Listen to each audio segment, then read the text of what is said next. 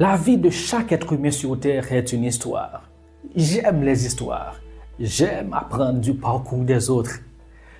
Vous savez, dans les moments de doute, d'hésitation, d'abandon, de rejet et de découragement, les histoires inspirantes de foi des serviteurs et des servantes de Dieu qui jalonnent notre histoire chrétienne peuvent être d'une aide très précieuse.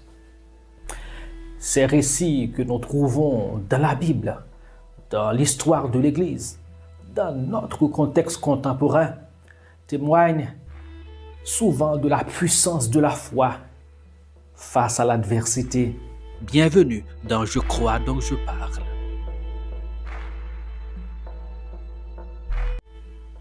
Salut mon ami, c'est Web pour Je crois donc je parle. Merci de me rejoindre pour ce contenu qui, je l'espère, va vous inspirer et vous équiper pour vivre dans la joie du Seigneur et vaincre le découragement. Quand nous parlons d'adversité dans la Bible, l'exemple qui nous passe d'abord par la tête est celui de Job, un homme éprouvé par des souffrances inimaginables. Malgré la perte de sa famille, de ses biens, de sa santé, Job n'a jamais douté de l'amour de Dieu. Finalement, sans le livre de Job, je pense que la Bible serait incomplète, car la vie humaine est faite d'adversité et de souffrance.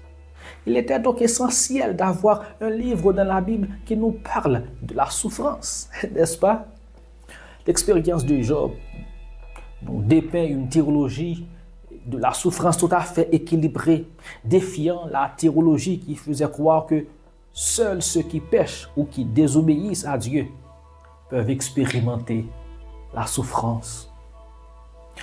La restauration apportée par Dieu à son serviteur Job après ses souffrances inouïes est spectaculaire à un point tel que Job disait « Mon oreille avait entendu parler de toi, mais maintenant mon œil t'a vu. » Écoutez bien, la Bible nous dit qu'il n'y avait pas dans tout le pays d'aussi belles femmes que les filles de Job.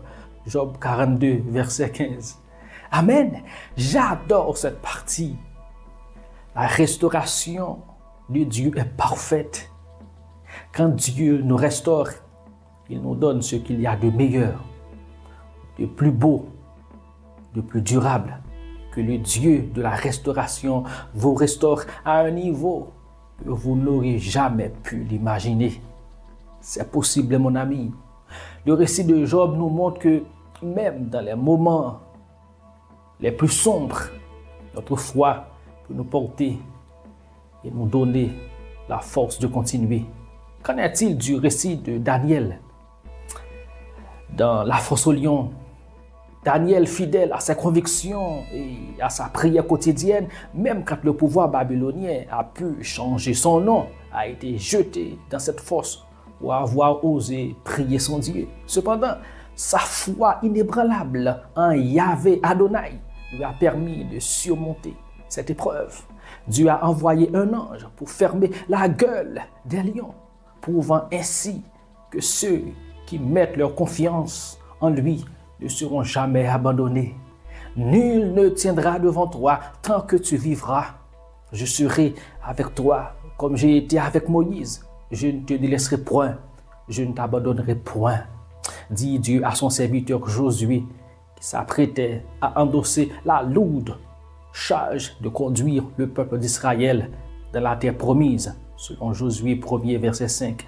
L'histoire de Daniel nous encourage à maintenir notre dévotion, même lorsque les tempêtes de la vie nous menacent ou se déchaînent.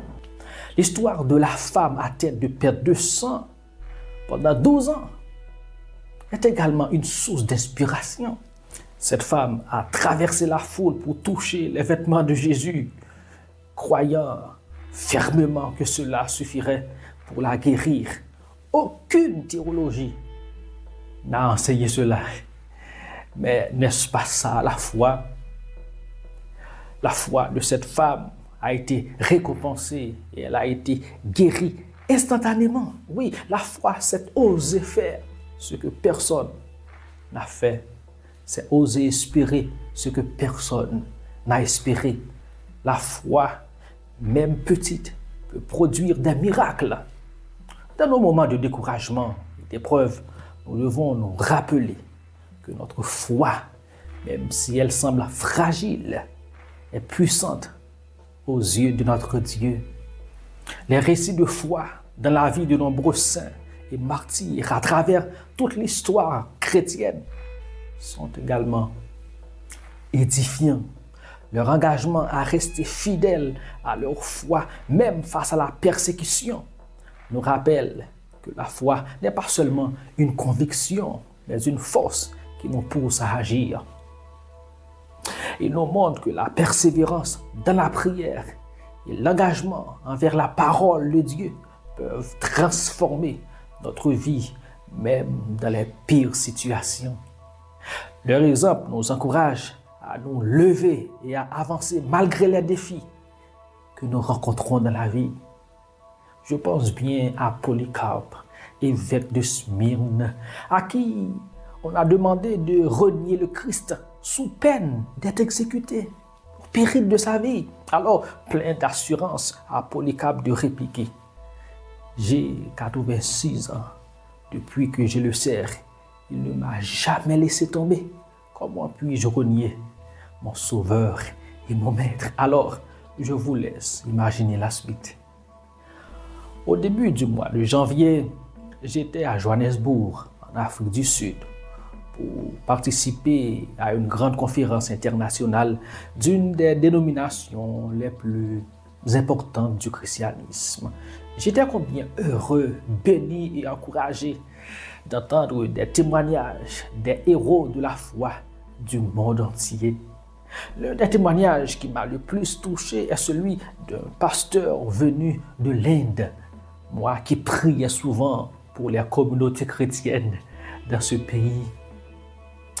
Ce pasteur nous a raconté comment c'est difficile pour les chrétiens qui vivent dans l'état de Manipur en Inde. Ils connaissent toutes sortes de souffrances, de persécutions pour la cause de Jésus-Christ.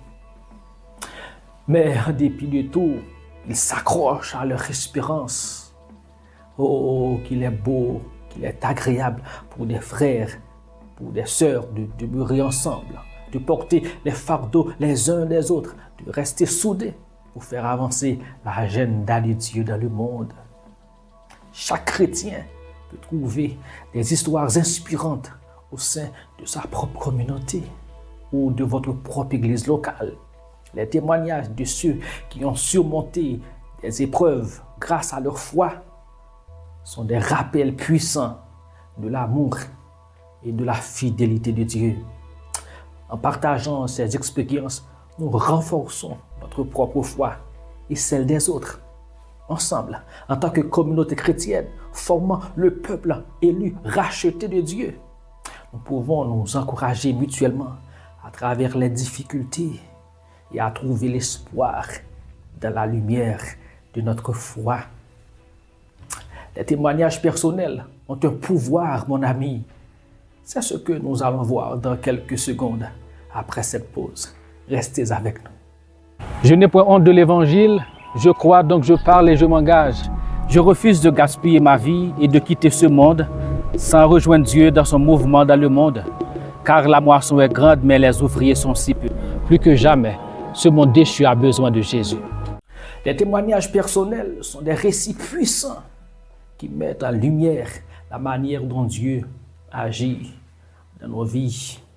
Ces histoires de foi, de lutte et de triomphe peuvent servir d'une source d'encouragement inestimable pour ceux qui traversent des moments de doute, de découragement, toutes sortes d'épreuves. En partageant nos expériences, nous révélons non seulement la fidélité et la bonté de Dieu, mais nous montrons également notre vulnérabilité. Nous montrons la force que sa présence peut apporter dans des périodes sombres, difficiles.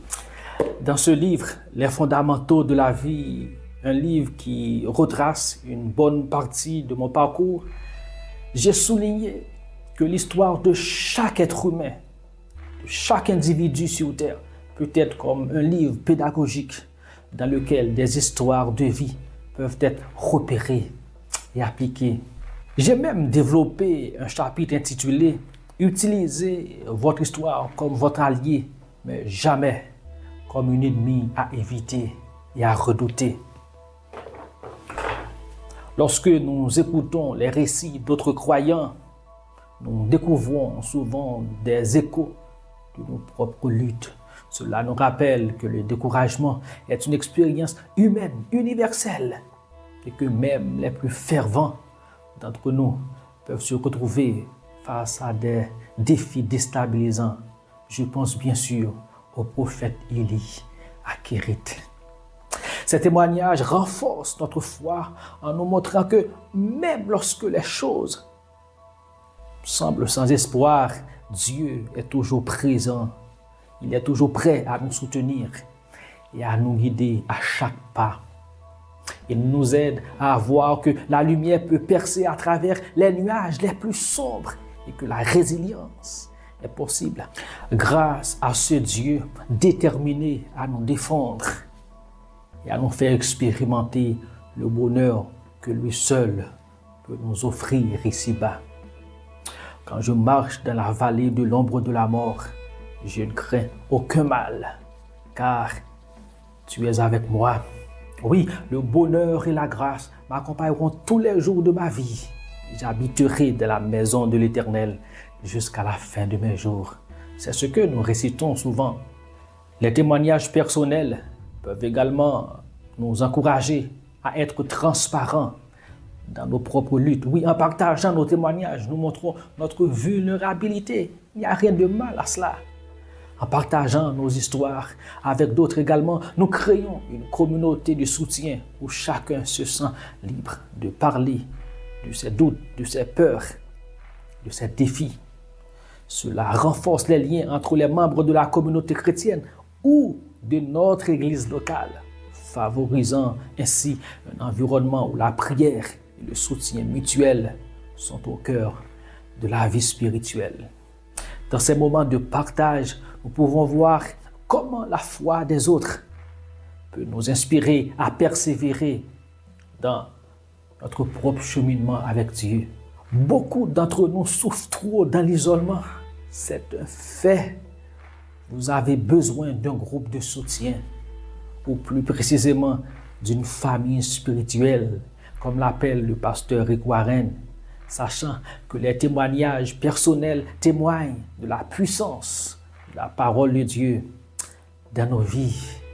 Dans une vie motivée par l'essentiel, le pasteur Rick Warren nous rappelle qu'une famille spirituelle vous oblige à sortir de votre isolement égocentrique, vous aidera à résister à la tentation. C'est très important d'appartenir à une famille spirituelle. Vous en avez besoin. Merci mon ami d'avoir regardé cette vidéo. Si vous l'avez trouvée utile, aimez-la, commentez-la et surtout partagez-la avec une autre personne qui pourrait également bénéficier. Surtout n'oubliez pas que Dieu n'a pas encore fini avec vous. Grandissons ensemble dans la grâce et la connaissance de Jésus-Christ, notre Seigneur. C'était votre ami web pour Je crois donc je parle. À la prochaine. Pour avoir accès à toutes nos ressources, veuillez visiter notre site internet le www.jecroisdoncjeparle.org. Tous nos contenus sont pratiquement disponibles sur la plupart des plateformes de podcast. Vous n'avez qu'à taper « Je crois donc je parle ». Tous nos livres sont aussi disponibles sur Amazon en version e-book, broché et relié. Merci d'intégrer notre communauté. Merci de partager et de consommer nos contenus. Que Dieu vous bénisse abondamment. Grandissons ensemble dans la grâce et la connaissance de Jésus-Christ, notre Seigneur.